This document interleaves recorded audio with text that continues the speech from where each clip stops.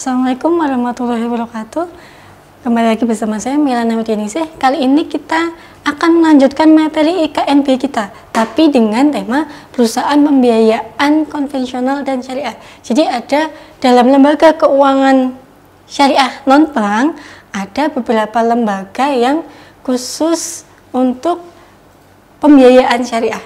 Jadi hanya pembiayaan saja, tapi tidak melakukan fungsi fundingnya, hanya fungsi lendingnya saja. Dan perusahaan itu dengan prinsip syariah juga. Kalau dulu kan konven ya, biasa perusahaan-perusahaan ini itu menerapkan sistem bunga. Tapi setelah sistem syariah masuk di negara kita dan masuk pada perekonomian kita, masyarakat atau para pemilik perusahaan-perusahaan keuangan ini sudah mulai untuk menambahkan bisnisnya dengan prinsip syariah juga.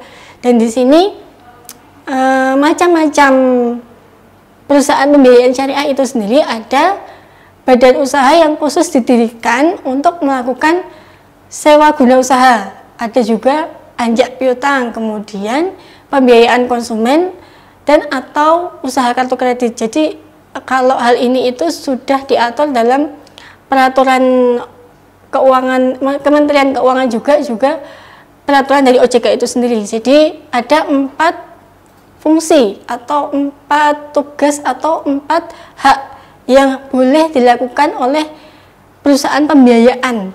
Yang pertama tadi sudah saya sebutkan ya, sewa guna usaha. Yang kedua anjak piutang, ketiga pembiayaan konsumen, keempatnya boleh juga dengan mengeluarkan kartu kredit.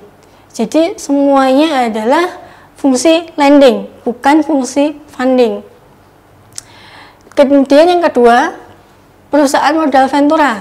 Itu macamnya perusahaan pembiayaan ya. Yang kedua, perusahaan modal ventura yang merupakan badan usaha yang melakukan usaha pembiayaan atau penyertaan modal ke dalam suatu perusahaan yang menerima bantuan pembiayaan atau disebut juga investor company untuk jangka waktu tertentu dalam bentuk penyertaan saham, penyertaan melalui pembelian obligasi konversi, dan atau pembiayaan berdasarkan pembagian atas hasil usaha. Kemudian yang ketiga, ada perusahaan pembiayaan infrastruktur. Nah, perusahaan ini adalah badan usaha yang didirikan untuk melakukan pembiayaan dalam bentuk penyediaan dana pada proyek infrastruktur. Jadi ada perusahaan-perusahaan khusus pembiayaan yang khusus menyediakan dana untuk infrastruktur. Untuk perusahaan pembiayaan syariah itu sendiri ya, seperti saya sebutkan tadi, ada diatur dalam Peraturan Menteri Keuangan nomor 84/PMK.012/2006 tentang perusahaan pembiayaan. Kemudian ada peraturan dari OJK juga nomor 29/POJK.05/2014 tentang penyelenggaraan usaha perusahaan pembiayaan. Nah, tujuan dikeluarkannya POJK ini untuk mendukung perkembangan perusahaan pembiayaan yang dinamis dan mewujudkan industri perusahaan pembiayaan yang tangguh, kontributif, inklusif, serta berkontribusi untuk menjaga sistem keuangan yang stabil dan berkelanjutan. Jadi dari pemerintah sendiri sudah menyediakan regulasi-regulasi khusus untuk perusahaan pembiayaan ini bagaimana agar tetap kontributif dan berkelanjutan. Untuk kegiatan usaha perusahaan pembiayaan itu sendiri, kalau sesuai pasal 1/2 Peraturan Presiden nomor 2.9/2009 tentang lembaga pembiayaan, perusahaan pembiayaan adalah badan usaha yang khusus didirikan untuk melakukan sewa guna usaha, anjak piutang, pembiayaan konsumen, dan atau kartu kredit. Nah, hal itu juga tertuang dalam pasal 2 POJK nomor 29 yang tadi ya saya sebutkan. Jadi sebagaimana yang telah dijelaskan di atas, untuk memberikan kerangka hukum yang jelas dan memadai terhadap sumber pendanaan pembiayaan dan akad syariah yang menjadi dasar kegiatan perusahaan pembiayaan syariah. Jadi Badan Pengawas Pasar Modal dan Lembaga Keuangan Bapepam LK mengeluarkan peraturan juga nomor PER strip 03/PL/2007 tentang kegiatan perusahaan pembiayaan berdasarkan prinsip syariah dan nomor PER strip 04/PL/2007 tentang akad-akad yang digunakan dalam kegiatan perusahaan pembiayaan berdasarkan prinsip syariah. Jadi pada pasal 5 peraturan Ketua Bapepam LK ini jelas menyatakan setiap perusahaan pembiayaan yang melakukan kegiatan usaha berdasarkan prinsip syariah wajib menyalurkan dana untuk kegiatan berdasarkan prinsip syariah. Bagaimana prinsip syariah? Nah, kita bisa lihat video sebelumnya yang terkait dengan sistem keuangan dalam Islam. Ya, jadi tidak boleh ada haram, nggak boleh goror, semuanya harus jelas penggunaannya, harus adil, harus halal dan lain sebagainya. Untuk produk sewa guna usaha sendiri yang dilakukan oleh perusahaan pembiayaan biasanya akan menggunakan akad ijarah atau ijarah mintahiyah bitamlik. Jadi ijarah ini sewa ya. Kalau ijarah muntahiyah bitamlik sewa yang pada akhirnya akan menjadi hak milik oleh si penyewa tersebut. Jadi membayar sewa dalam jangka tertentu entah setahun, 10 tahun, 5 tahun, tapi pada akhirnya akan menjadi hak milik si membayar sewa tersebut. Kalau sewa kan hanya nyewa aja, hanya berhak untuk menggunakan barang aja, itu yang ijarah aja. Tapi kalau ijarah muntahiyah bitamlik ini di akhir periode, di akhir pembayaran sewa, akad tersebut adalah barang itu akan menjadi hak milik si penyewa. Untuk produk ajak piutang yang dilakukan oleh perusahaan pembiayaan biasanya menggunakan wakalah bil ujroh untuk akadnya. Jadi wakalah itu tadi adalah perwakilan untuk sewa, jadi wakalah bil ujroh. Kemudian produk pembiayaan konsumen sendiri yang biasanya dilakukan menggunakan murabahah, salam atau istisna. Murabahah, salam atau istisna itu sendiri dalam Islam adalah akad-akad jual beli ya. Jadi menggunakan murabahah, salam ataupun istisna. Kalau murabahah itu sendiri jual beli dengan margin yang telah ditentukan kedua belah pihak dengan kesepakatan bersama. Kemudian salam juga jual beli, tetapi salam itu pembayarannya bisa di muka. Jadi barangnya sudah ada, barangnya dipesan dan pembiayaannya di muka. Kalau istisna pembayarannya bisa dilakukan tempo gitu.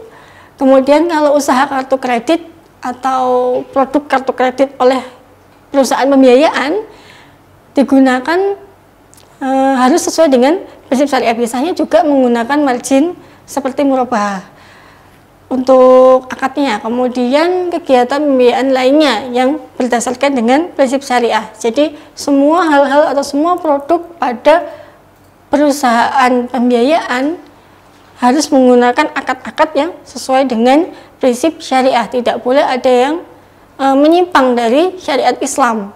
Jadi kalau berdasarkan peraturan Kementerian Keuangan dan OJK ada 4 hal tadi, produk-produk yang boleh dikeluarkan oleh perusahaan pembiayaan, yang boleh diizinkan untuk operasional perusahaan pembiayaan, tetapi operasionalnya untuk akad-akadnya tetap berdasarkan prinsip syariah gitu.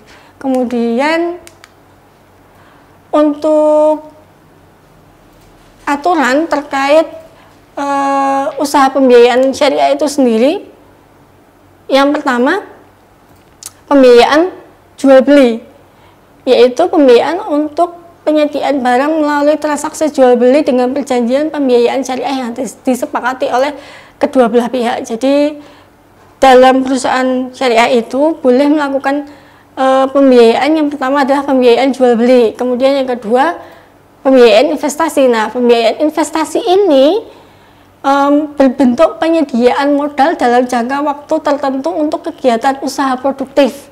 Jadi boleh menyalurkan dana lending dengan tujuan untuk modal usaha. Jadi untuk menyejahterakan atau untuk memudahkan bagi orang-orang yang ingin membuka usaha. Jadi kredit produktif istilahnya ya. Kemudian yang ketiga, pembiayaan jasa, yaitu pemberian atau penyediaan jasa baik dalam bentuk pemberian manfaat atas suatu barang, pemberian pinjaman atau disebut juga dana talangan ya. Kemudian pemberian pelayanan dengan dan atau tanpa pembayaran imbal jasa atau ujroh. Jadi jasa di sini perusahaan pembiayaan boleh memberikan atau menjual jasa. Jasa itu boleh dalam bentuk barang atau bentuk pinjaman, tapi hanya jasa. Jadi tidak ada yang namanya bunga, margin dan sebagainya. Nah, itu disebut dengan ujroh, tentunya dengan akad-akad yang sudah disepakati juga, ada hitam di atas putihnya. Jadi tidak boleh ada pihak yang terzolimi atau uang prestasi di situ. Yang keempat, kegiatan usaha pembiayaan syariah boleh, tetapi yang lainnya, maksudnya selain yang saya sebutkan tadi, boleh tetapi dengan persetujuan oleh OJK. Nah, berbeda dengan pembiayaan konvensional ya. Kalau perusahaan pembiayaan konvensional, setiap kegiatan usahanya pada pembiayaan syariah harus kalau yang syariah ini harus merujuk pada fatwa Dewan Syariah Nasional atau Majelis Ulama dan Majelis Ulama Indonesia juga. Jadi fatwa DSN MUI. Kalau perusahaan pembiayaan konvensional boleh beroperasi hanya dengan regulasi dari OJK saja atau mungkin Bank Indonesia saja. Tidak harus merujuk pada regulasi yang dikeluarkan oleh Dewan Pengawas Syariah ataupun MUI. Tapi kalau yang syariah, jadi ini perbedaannya, perbedaan operasional pembiayaan syariah dan konvensional itu di mana sih? Nah, di sini letaknya.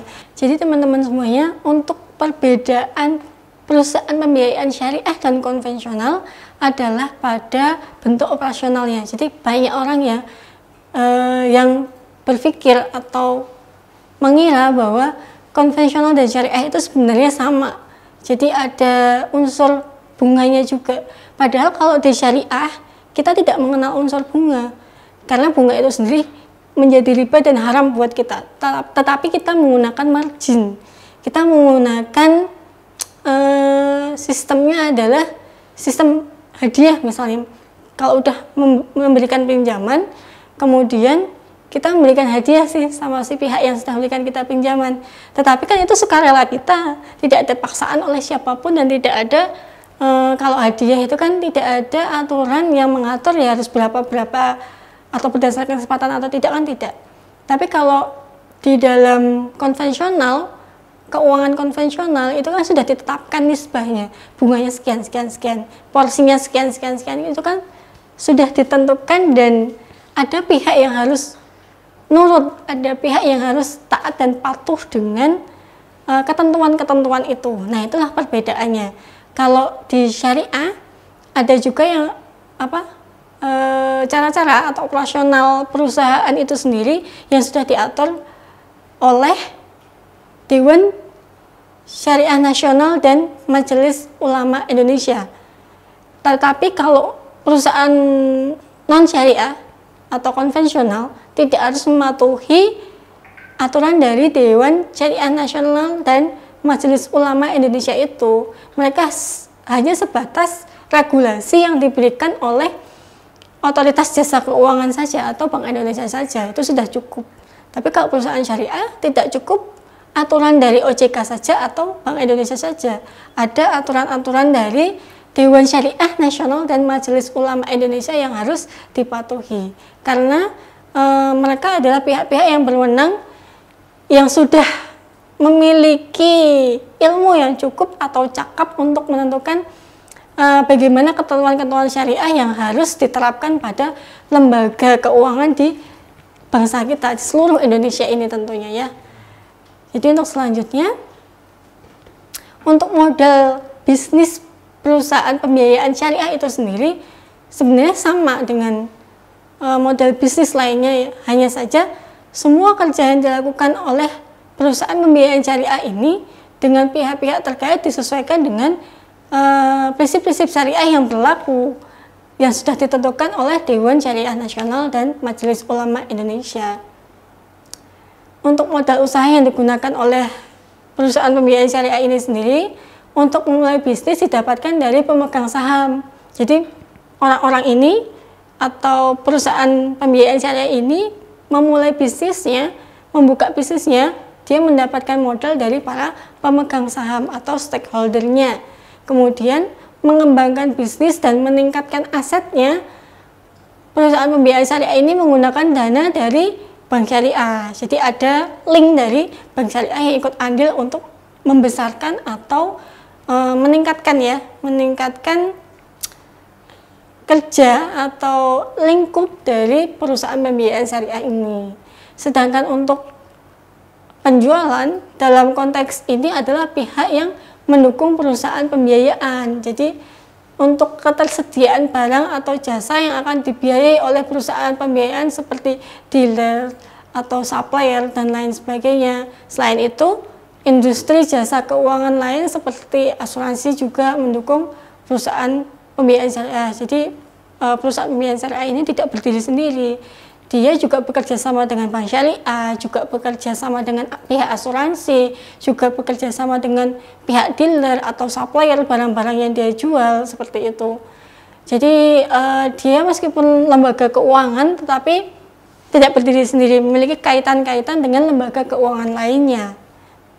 Tentunya lembaga keuangan lainnya itu juga harus sesuai dengan prinsip syariah, bukan yang konvensional, karena kaitan-kaitan dalam operasionalnya, dalam usahanya tidak boleh menyimpang dari prinsip syariah.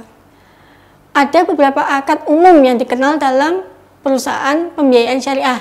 Seperti sudah saya jelaskan pada video sebelumnya terkait dengan konsep keuangan dalam Islam, di sini pada perusahaan pembiayaan syariah ini juga menerapkan hal tersebut. Yang pertama ada konsep murabahah. Nah, murabahah ini kan